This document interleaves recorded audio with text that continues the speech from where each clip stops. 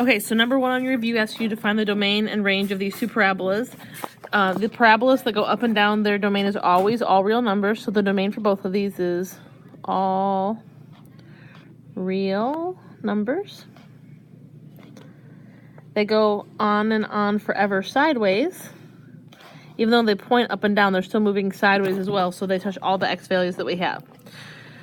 The range, you need to go find the vertex right here, and that vertex right there is at -3, -2. That -2 is the range value that we need, because range is the y stuff. This vertex right here is a minimum, so this -2 is the minimum value of the parabola. So for the first parabola, your range is going to be y, and we're going to have a -2. And because we said it was a minimum, y is going to be greater than or equal to -2, because the -2 is the minimum, so y will always be bigger than that -2. For the second parabola, the vertex right here is at -2, 4. So again, we care about the y value because it's the range, so it's the 4. This parabola's vertex is a maximum, so the 4 is the maximum that y can be. So for the second parabola, y is going to be less than or equal to 4.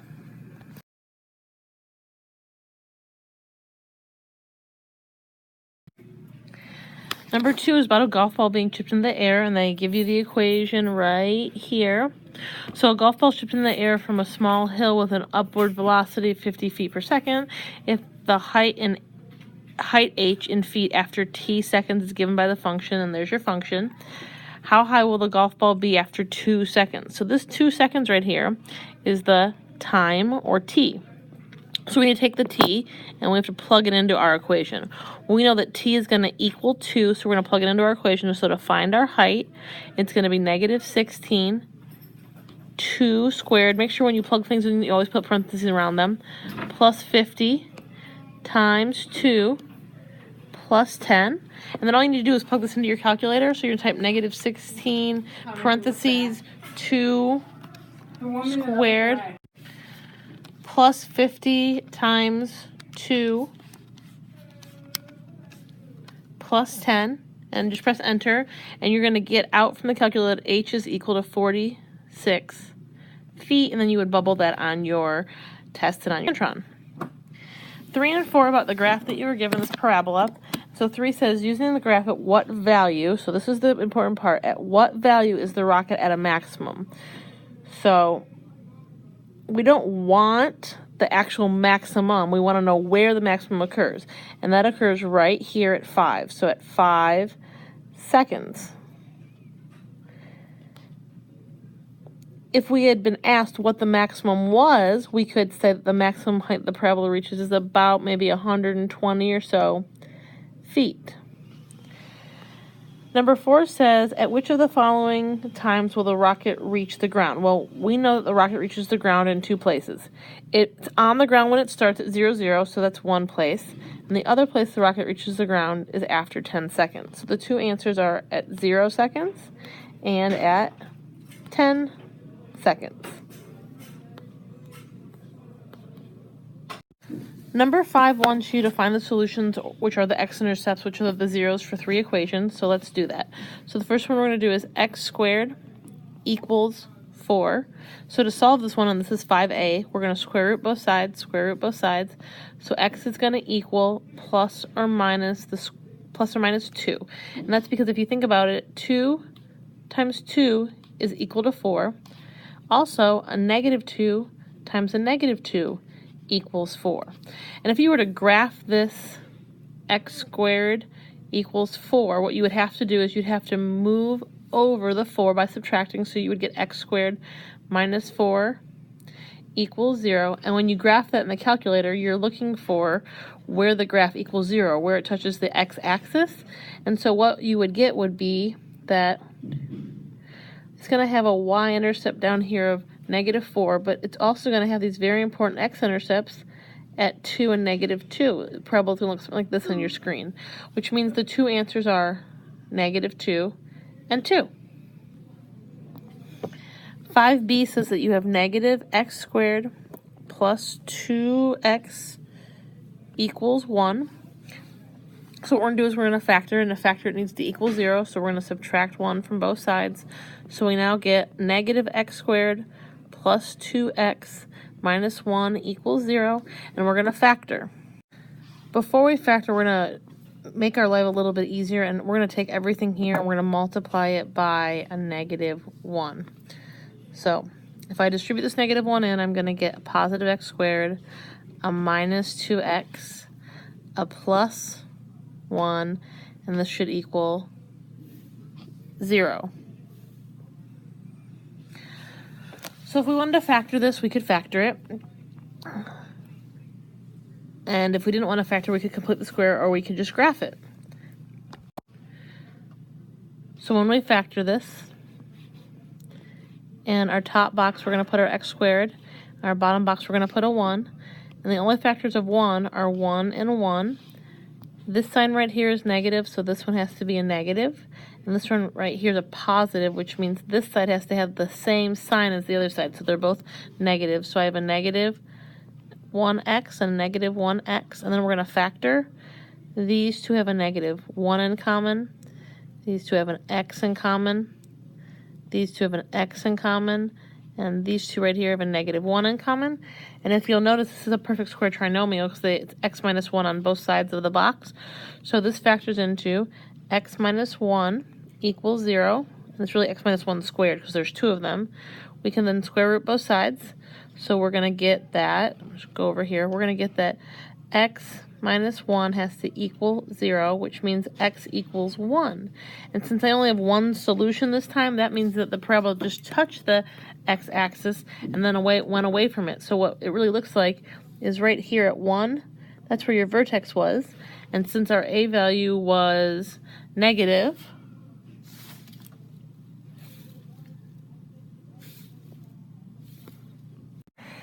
so our parabola just touched right there and then goes away from the axis.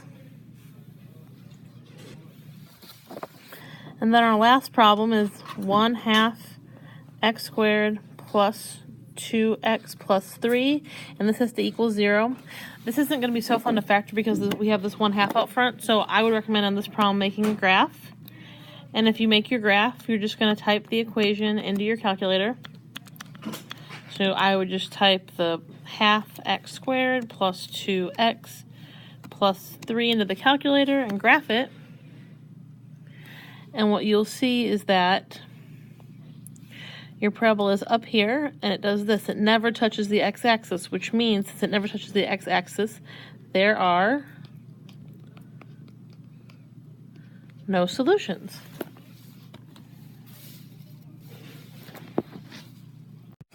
Okay, so for number 6, they give you the domain and they ask you what the range is. So to find the domain, you need to plug each one of the x's in to the equation to find the range. So you need to do f of negative 3. You're going to do f of negative 1, f of 0, and f of 3. So if I go back up, f of negative 3 means that I'm going to have 3 times the negative 3 squared minus 4. For f of negative 1, I'm going to have 3 times negative 1 squared minus 4. For f of 0, you're going to have 3 times 0 squared minus 4. And then you're going to have the last one, 3 times 3 squared minus 4. And all you have to do is go through and type these into the calculator. So for the first one, you just type 3 negative 3 squared minus 4, and you're going to get 23. For the next one, you're going to get 3 times negative 1 squared minus 4, and you're going to get negative 1. For the next one, you're also going to get, let's see, nope, you should get negative 4 for the next one. And for the last one, you're going to get 23 again. 23 again. These numbers right here are your range. So if you had to write your range, you would write your bracket 23, comma, negative 1, comma, negative 4, comma, 23.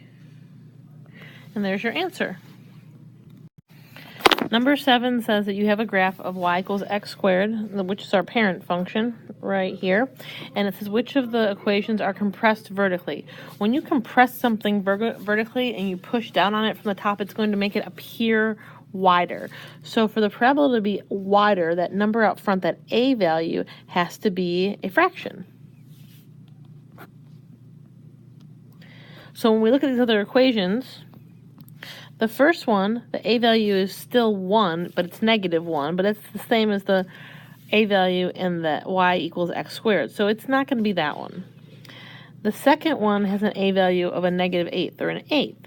Well, that eighth is a fraction, which means the parabola is going to appear wider.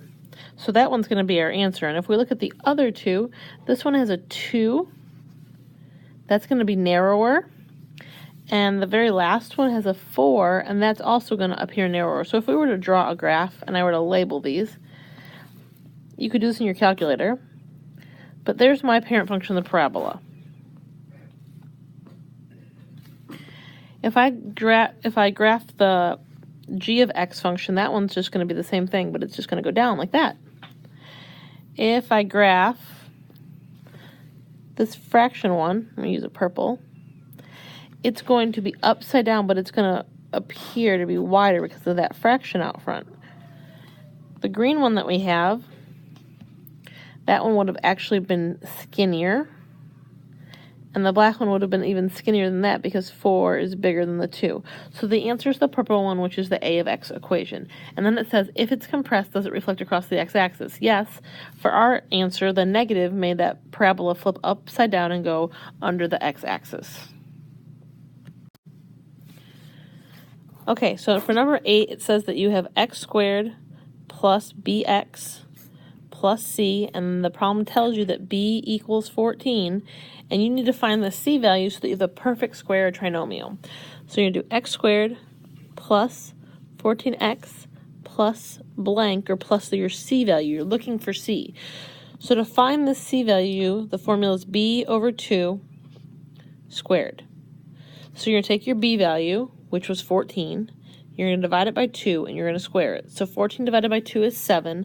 7 squared, or 7 times 7, is 49. 49 makes this the perfect square trinomial so that it would factor into x plus 7 squared.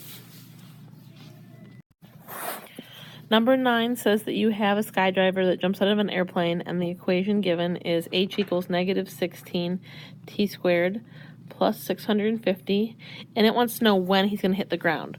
Well, the ground has a height of 0, so we're going to plug in 0 for h. And then we're going to use our algebraic skills and we're going to solve. So the first thing we're going to do is we're going to subtract the 650 from both sides. So -650 is going to equal -16 t squared. You're then going to divide both sides by the -16. So you're going to use your calculator and do -650 divided by -16, and you're going to get that you have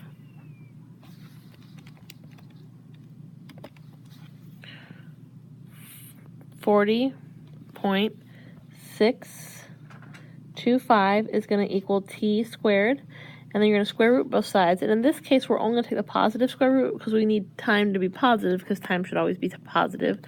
So use your calculator and square root that, and you should get that time is approximately 6.4 seconds. Okay, the next problem is probably one of the trickiest. So Derek's going to build a porch, and he has enough lumber for 40 square feet of an area, and then it wants to know what the length and the width should be. So the area is going to equal length times width for a square or a rectangle.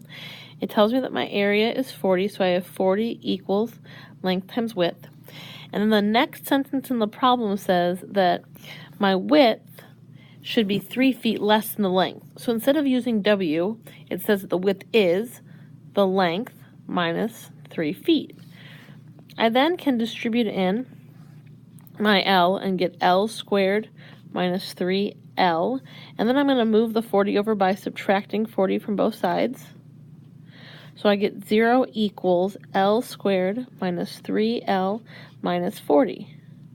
Now that I've done this and it equals 0, I can factor. So I'm going to go up here and factor by drawing my box. And in my box, I'm going to put L squared, and in the bottom corner, I'm going to put -40. And then I'm going to list the factors of -40. So things that make 40. 1 and 40, 2 and 20, 3 doesn't go in there, 4 and 10, 6 doesn't go in, 7, oh sorry, 5, I skipped 5, 5 and 8, and then 6, 7, and then I'm back to 8 again. Since this is a negative, all the bigger numbers have to be a negative. And since this right here is also negative, it means the sign on all the smaller factors is the opposite of negative, which means a positive. We're going to pick 5 and negative 8. So in my box, I'm going to put 5L and negative 8L, and then I'm going to factor. These two have a 5 in common. These two have an L in common. These two have an L in common. And these two have a negative 8 in common. Since the front box is a negative, the outside box is going to be a negative. So now I have factored this into L plus 5 times L minus 8. And remember, this still equals 0. So you take each piece and you set it equal to 0. So you have L plus 5 equals 0. And you have L minus 8 equals 0. When you subtract 5 from both sides, you're going to get that L equals negative 5, and then you're going to add 8, and L is going to equal 8. Well, we're going to get rid of the negative 5 answer because you cannot have a length that's negative. So we have a length of 8. But if you read the problem carefully, which you need to do on your test, it says that we want the width. Well, we know the width is equal to the length minus 3. So I'm going to have 8 minus 3, which means my width was 5, and that is the final correct answer. Okay, number 11 says which of the following given functions could be represented by one that crosses the x-axis at negative 4, 0 and 6, 0. So remember, these two things that I've written are called x-intercepts, and x equals, for example, negative 4 is a 0. Well, we take what x equals and we write x minus the number that we said it equaled. So we would write x minus a negative 4 and x minus a 6. X minus a negative makes an x plus 4 and an x minus 6. I now have to FOIL these two together. So to FOIL, we're going to use our box. I'm going to put an x and a plus 4. I'm going to put an x and a minus 6. I'm going to multiply into the boxes.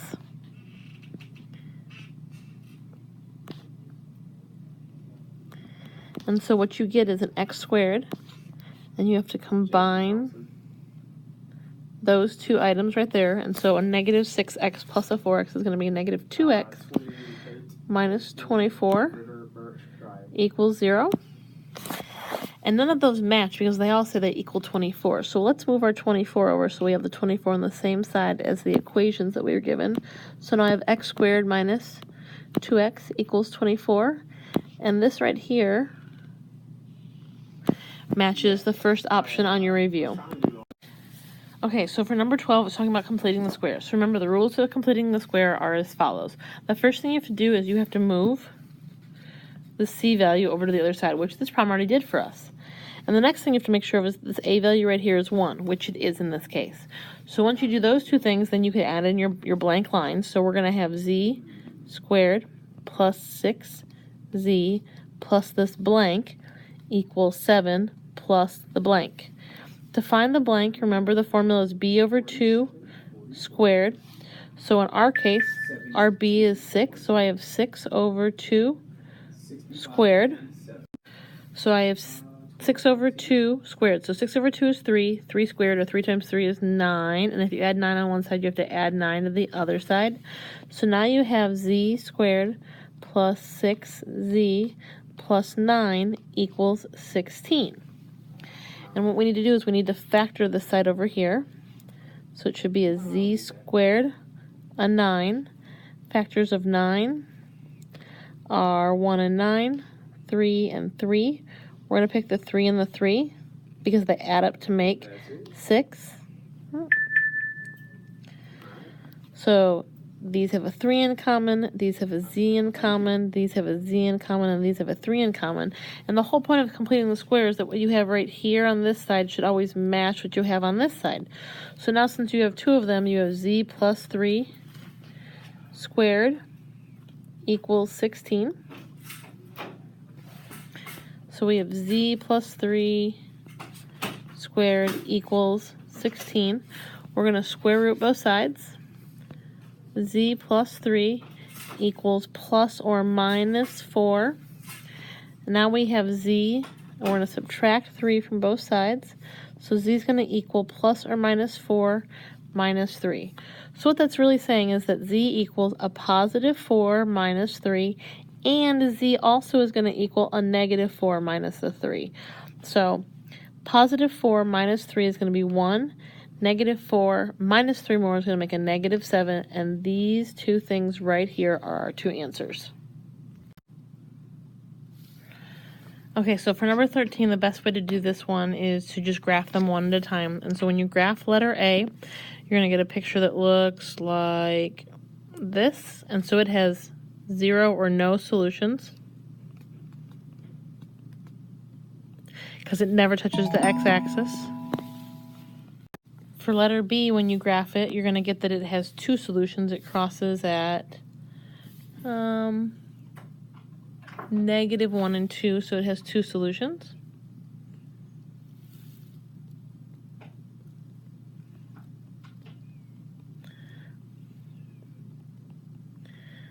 And letter C, it's only going to touch once at the vertex.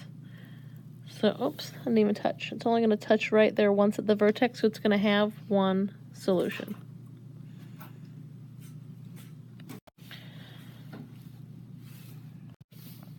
For number 14, they give you this picture, and the problem says if the graph is translated 4 units up, so that means it would go up 1, 2, 3, 4, which means I'm going to change this y by adding 4 to it.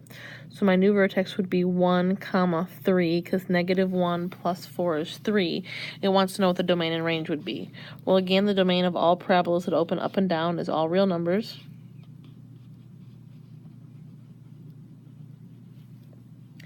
And the range is going to be whatever that y value is, which is 3, and this parabola opens down, so it's going to be 3 and smaller. So to write 3 and smaller, y would be less than or equal to 3.